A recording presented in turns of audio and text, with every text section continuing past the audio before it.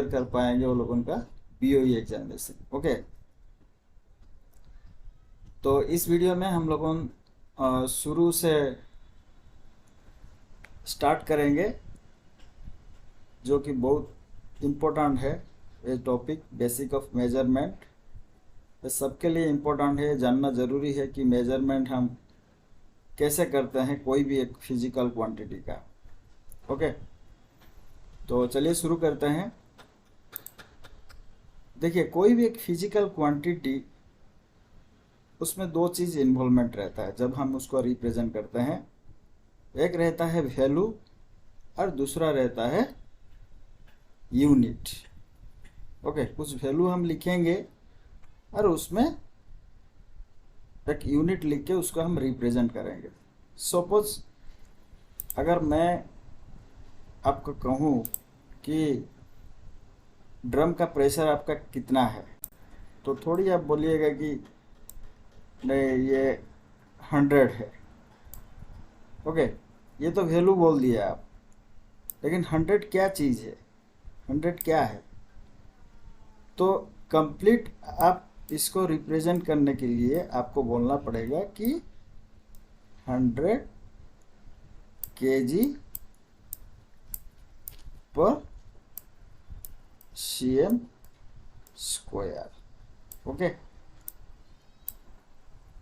तो ये है कंप्लीट रिप्रेजेंटेशन एक प्रेशर को बोलने। ओके, जैसे बार भी बोल सकते हैं, पास्कल भी बोल सकते हैं। तो डिफरेंट सारे यूनिट्स है, उस यूनिट्स को हम वैल्यू के साथ में अटैच करके उसको हम रिप्रेजेंट करेंगे क्वांटिटी। ओके,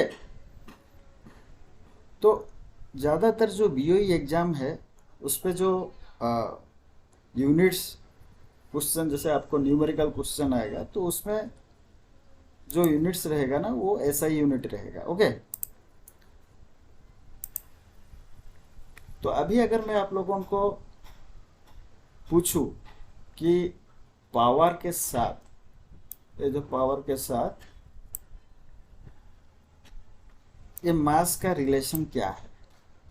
ओके, तो पावर के साथ मास का रिलेशन कैसे आप निकालेंगे? पावर इज इक्वल टू कितना है, वाट डिवाइडेड बाय टाइम। तो वाट क्या है ना, फोर्स इनटू डिस्प्लेसमेंट। फोर्स क्या है, फोर्स मास इनटू एक्सेलरेशन है। तो पावर और मास के अंदर में कैसे रिलेशन आप लोगों को समझ में आ गया। ठीक इसी तरह से जो जो आगे मैं आप लोगों को पॉइंट्स बताऊंगा, आप लोगों को याद रखना है, क्योंकि न्यूमेरिकल में आप लोगों को जब पूछेगा तो आप आसानी से उसको कन्वर्ट कर पाएंगे। ओके, यहाँ पे देखिए मास, वॉल्यूम एंड फ्लो।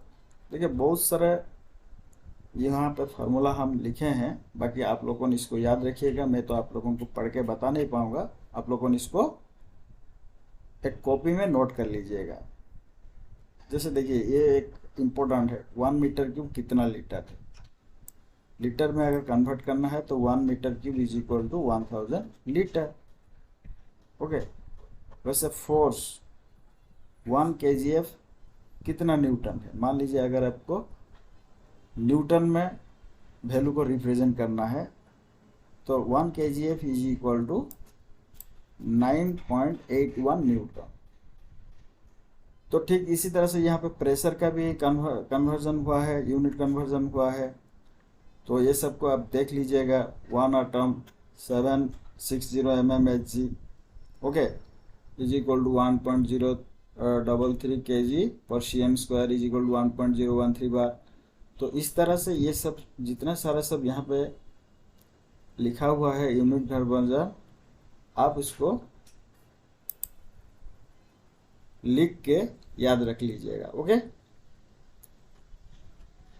ये सारे चीज को आप याद रख लीजिएगा।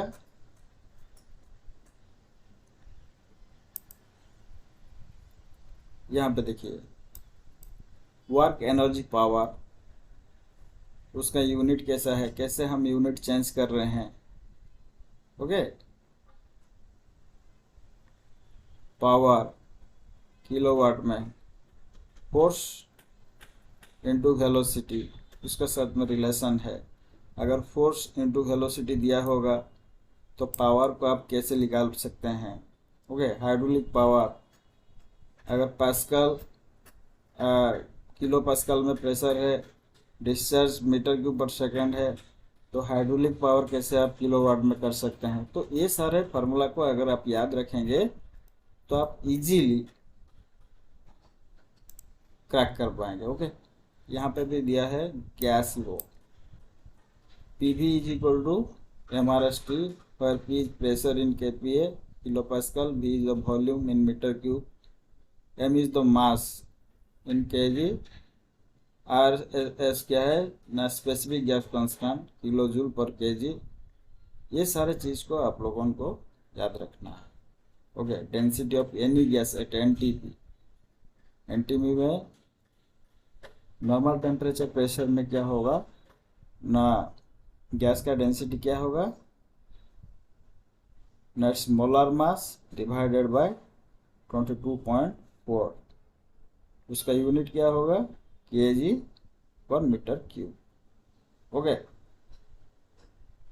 तो इस वीडियो में तो इतना सारा डिस्कशन करने का कुछ है ही नहीं है, लेकिन इसमें से यदि आपको किसी में भी डाउट होगा तो आप मेरे को कमेंट बॉक्स में कमेंट कर दीजिएगा, फिर मैं आप लोगों को बता दूंगा। ओके, तो उम्मीद करता हूँ दोस्तों ये वाला वीडियो आप लोगों को हेल्प करेगा। तो वीडियो को अंत तक देखने के लिए बहुत बहुत धन्यवाद। Thank you, bye bye.